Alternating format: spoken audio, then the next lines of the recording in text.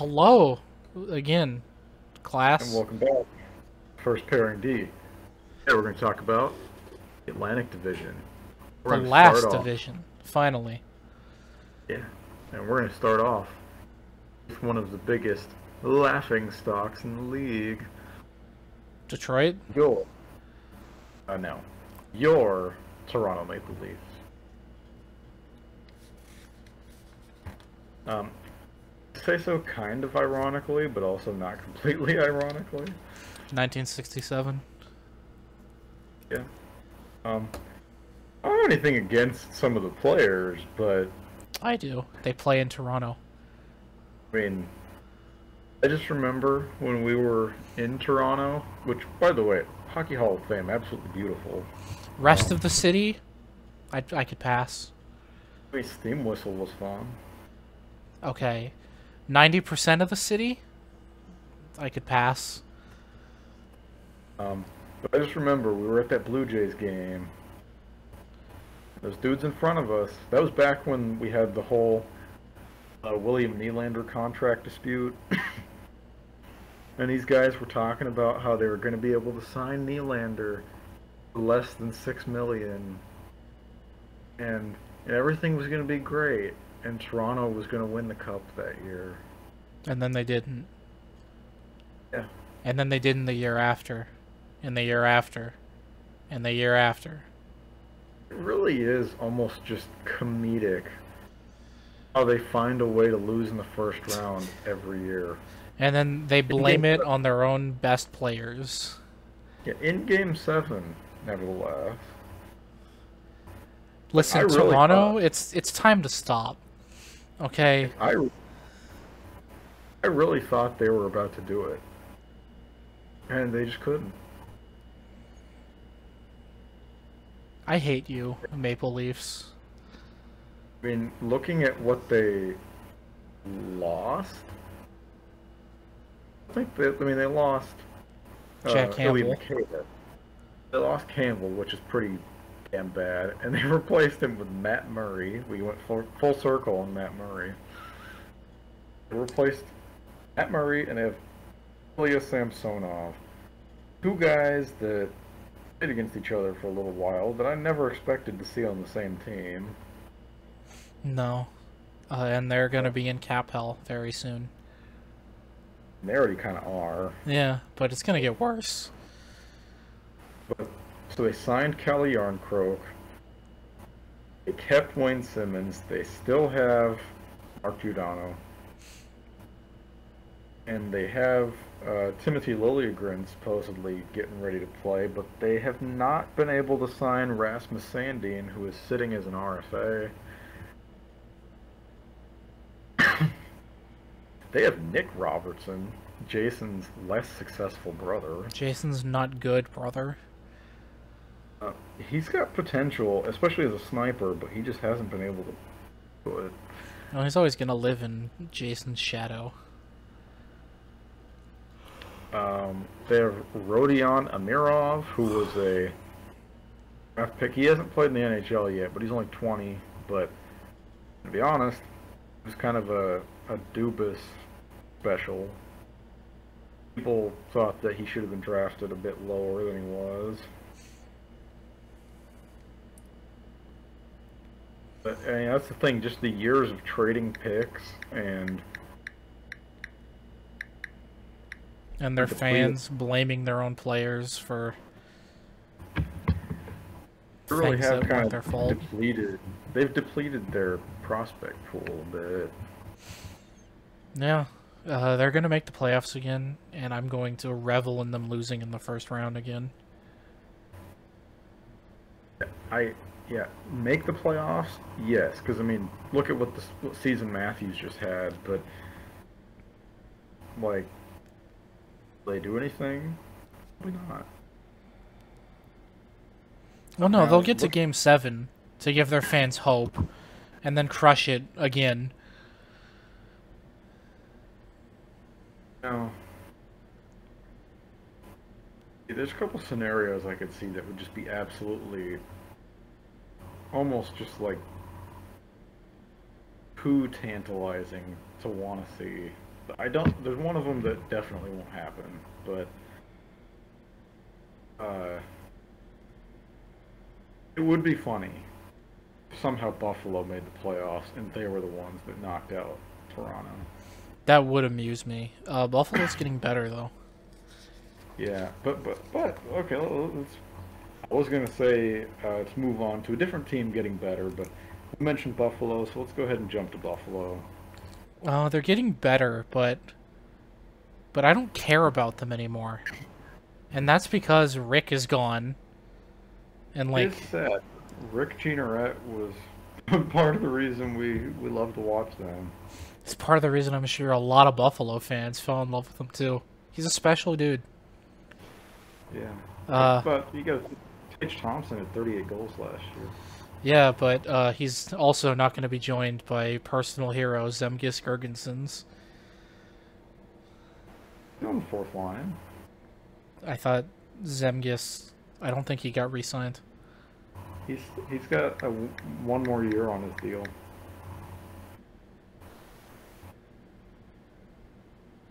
Did he? Also, yeah. Also, shout out to Zemgus for wearing my number.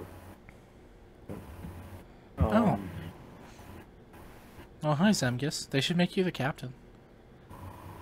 But also looking at what they've got here, they've got Dylan Cousins another year. He'll be getting better. Getting Krebs to play a full year with them. Alex Tuck. I honestly think that Alex Tuck, he wants to be there. He wants to play there. He's from New York, I believe. We've got Ilya Labushkin too, who I've seen intimately, and he's a good physical defenseman who can, get in the dirty areas. Yeah, and they've got another year of Yoki Haru. The dude's only 23. Darlene. Then they get a full year of Owen Power. Their goaltending isn't incredible, but I think it is serviceable with Freddie Anderson and Comrie too. Not Freddie Anderson. Craig Anderson. Oh, whatever. Who's 41. And very bald. Yeah. I've always liked I'm sorry, Craig. I know you're not Freddie. I have always liked Craig Anderson. I'm also sorry, Craig, that you don't have hair anymore. But looking at some of the other people that, they have... Hair? They've got... No.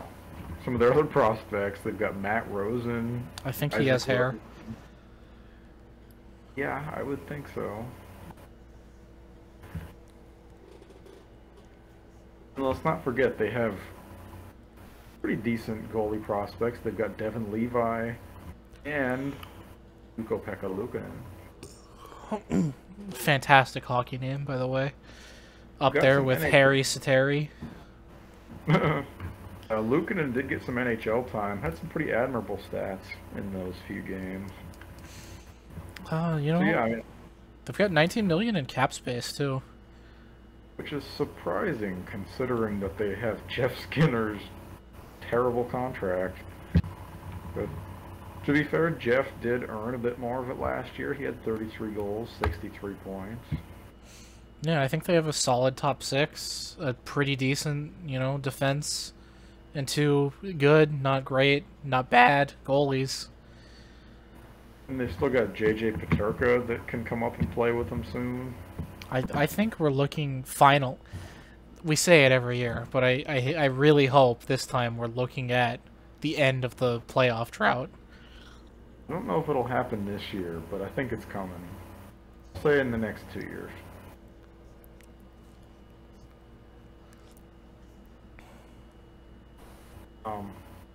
Looking to another team that has gotten better through trade, it seems, but Ottawa Senators.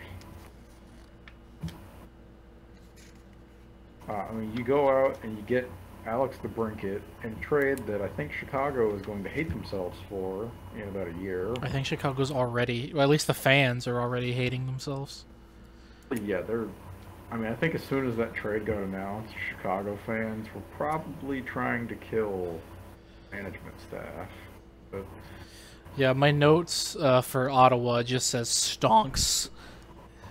Yeah, I mean, you got Brady who keeps getting better. You've got Josh Norris who keeps playing better. You've got Brady's boyfriend, Stutzla, who's also getting better. Yeah, you got DeBrincat who's already good. You got Giroux who can be that veteran presence that can still score. Alex Formenton, Shane Pinto. Shane Pinto, he'd be a rookie. Matthew Joseph, again, some kind of, you know, up stock there. Talbot, too. Yeah, getting Talbot was a big move for them. Really upgrades their goaltending. I mean, Chabot, he's good. Yeah, I think Ottawa,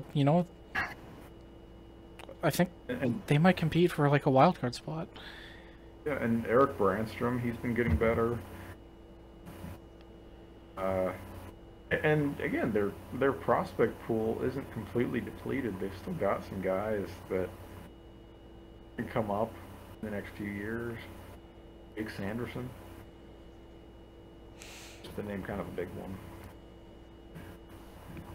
Yeah, I think maybe between the number 4 and 6 spot is where they're going to end up. I'd err more on the 4 or 5 spot. Yeah, I wouldn't mind seeing them, make the playoffs again. Be interesting. I really think seeing Brady in the playoffs would be kind of fun. With his lumpy head. Brady, you and Jake Gensel should go together to get that plastic surgery. I was about to say, between the two Kachuk brothers, Matthew is definitely... Matthew's the supermodel, and Brady is, like, the one who, like, covered himself. He, like, stitched sauerkraut to his face. Well,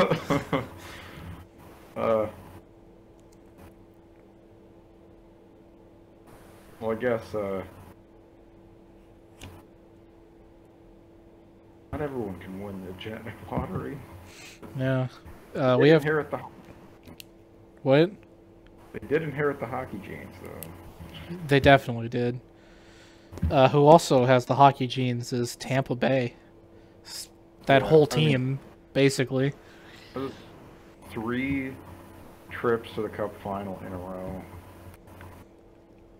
Yeah, there's already some discussions of whether or not Tampa qualifies as a dynasty. I think the reason why some people are hesitant to say that they are is that they haven't won the 3rd cup yet.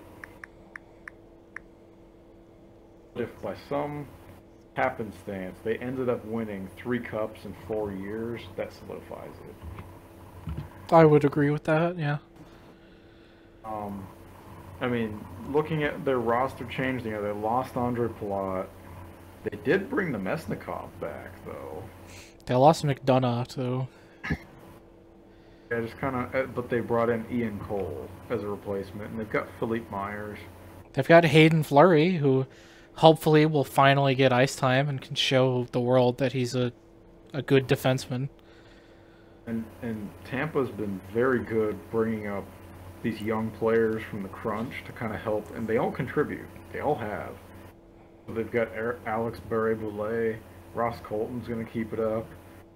We've also got the possibility of Gabriel Fortier, who, I say, one of the very first Leaf Metal hockey autograph cards I ever got. And of course they have Nick Paul, too, and, like, talk about work ethic with that guy. Yeah, oh, and they signed Nick Paul to a pretty lengthy extension, so, like, I'm cool with that. Yeah, I'm glad. He's a great hockey player. Yeah, and Nemesnikov, he was drafted by the Lightning, so they're just kind of bringing him back home. And again, Calfoot, young guy, still getting better. Yeah. And again, Vasilevsky gives them a chance to win every day. Yeah, that's really all there is to say about Tampa. You can list the entire roster, and they're very good hockey players. They're a cup contender, again, as always.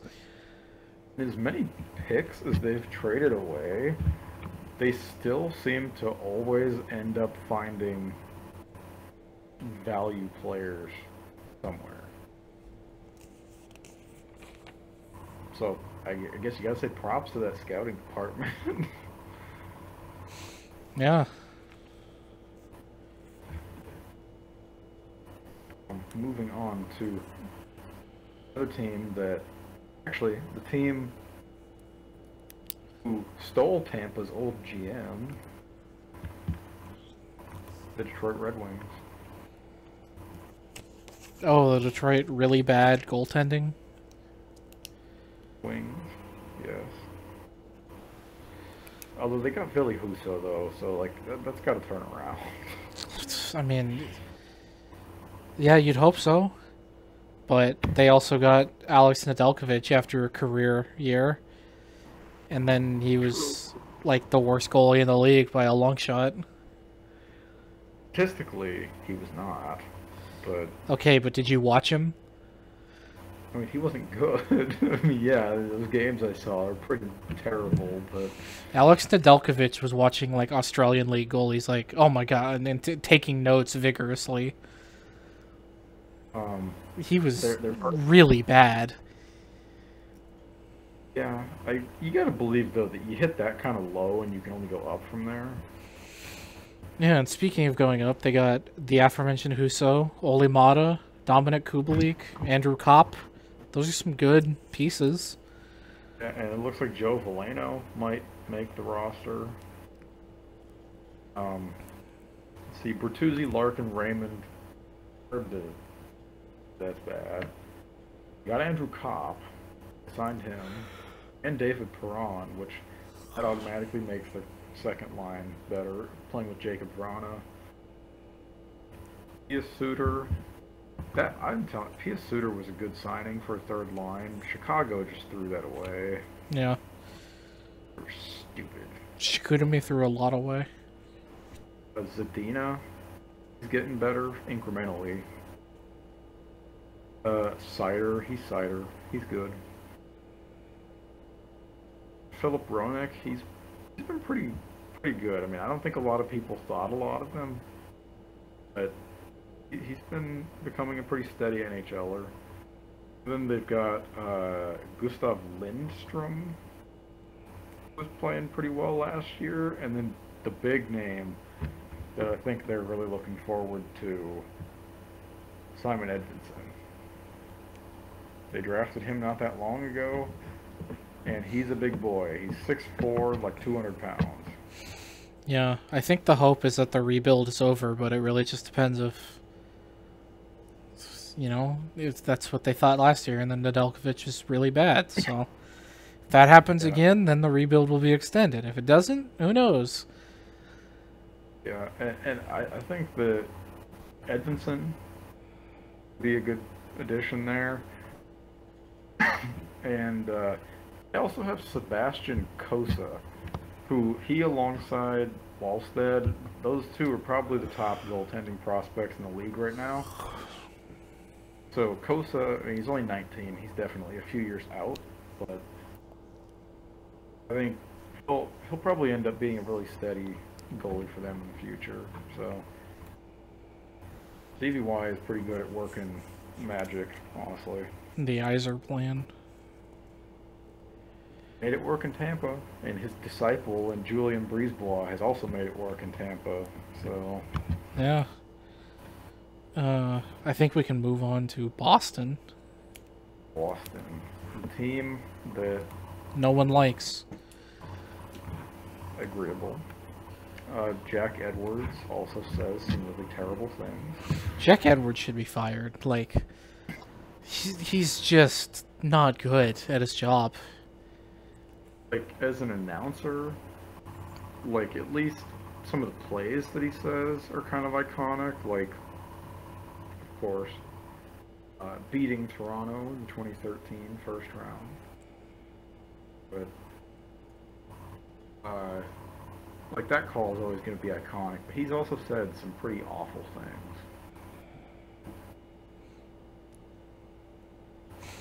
things. Yeah, the Boston is injury-ridden. They've got a lot of new people coming up.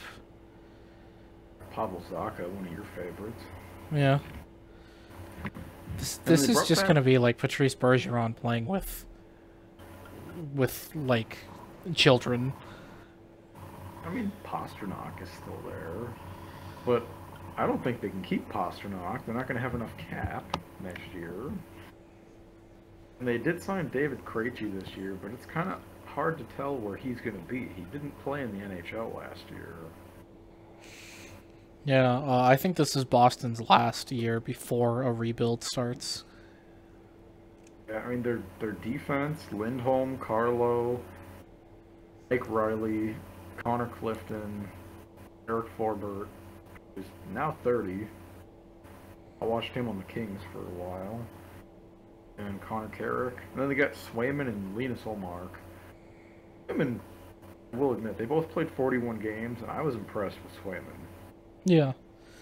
And of course, if something goes wrong with them, they have Kincaid, too. Yeah. So, goaltending-wise, that's probably not the issue. It's more, the team is a bunch of grandpas. Well, it's all grandpas and children. Yeah. And they have plenty of good leadership on the team with Bergeron, Krejci, Nick Foligno, but still. Yeah, they're starting the year without Charlie McAvoy. And the Rat Man. Doomed. And their prospect pool is meh. So that's it for you, Boston. We have 2 teams left. Yes, we have fantastic Florida Panthers, who do not have a first-round pick for the next 3 years. But also do have Matthew Tkachuk. So they got Matt Tkachuk, 42 goals, 104 points, playing with Barkov and Sam Reinhart. I'd say that's a pretty damn good first line. Yeah.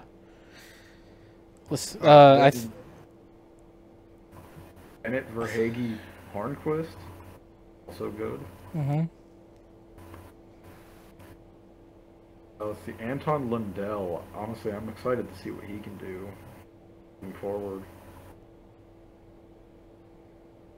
You've got Colin White to play with. Again, Ekblad, Forsling. Not too bad. Hopefully Ekblad can stay healthy. He missed 20 games last year. I'd like to see Duclair have another breakout season, too. That'd be fun. Do that. Although, it looks like he might be starting the year on the IR. Yeah, I was gonna say, why isn't he on the second line? But I guess that would explain it. Spencer Knight had himself a pretty good year. Bobrovsky did, too. Yeah, like, Bobrovsky had it kind of rough there, but I gotta hand it to him for last year. I'd say with Florida, like, we know they're good. They can go out there and score 17 goals a night. It's just, can they do it in the first and second period and not keep coming back in the third?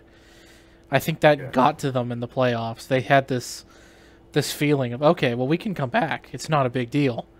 And then they couldn't against Tampa. I would say, against Tampa, you cannot play catch-up. If they can score goals in the first and second period, I think they can genuinely compete for the Stanley Cup. Yeah, and Matt Tkachuk has some playoff experience, too. So, they've got a good group.